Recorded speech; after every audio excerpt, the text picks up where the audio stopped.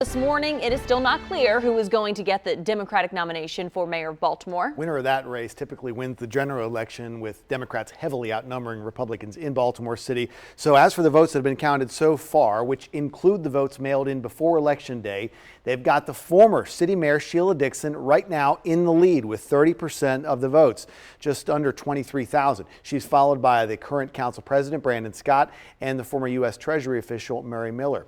Rounding out the top six candidates, former Deputy Attorney General of Maryland, Thuroo Vignarajah, the current mayor, Jack Young, and the former police department spokesman, T.J. Smith. Right now, we're going to send it out to WMAR2 News' Megan Knight with more on turnout. And Megan, as it turns out, a lot of people decided to cast their ballots in person on Election Day.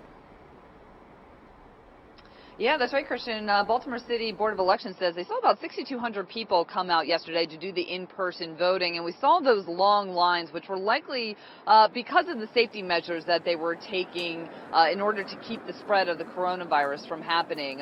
We had far fewer polling locations than we normally do on a primary election. There were just a couple of places that were open to do that in-person voting, people standing 6 feet apart from each other, and then poll workers were sanitizing the voting booths and everything else after every single use. So it was just taking a little longer than it usually does. And in fact, polling sites were supposed to close at 8 o'clock last night, but because there were such long lines, they were staying open for at least an hour and even longer so that everybody could cast their ballot.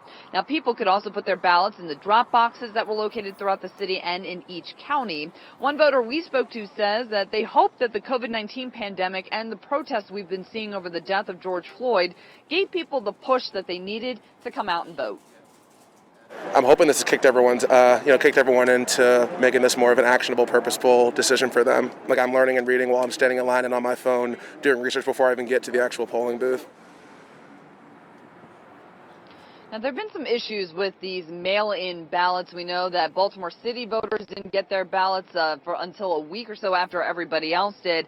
And we learned about a couple other issues, too. Some voters we spoke to say they never received a ballot in the mail, so that's why they went out yesterday to vote in person.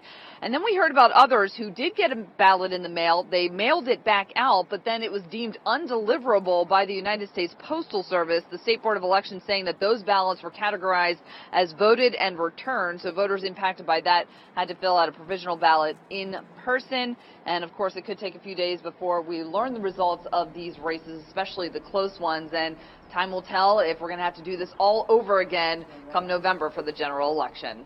We're live at City Hall in Megan Knight, WMAR2 News.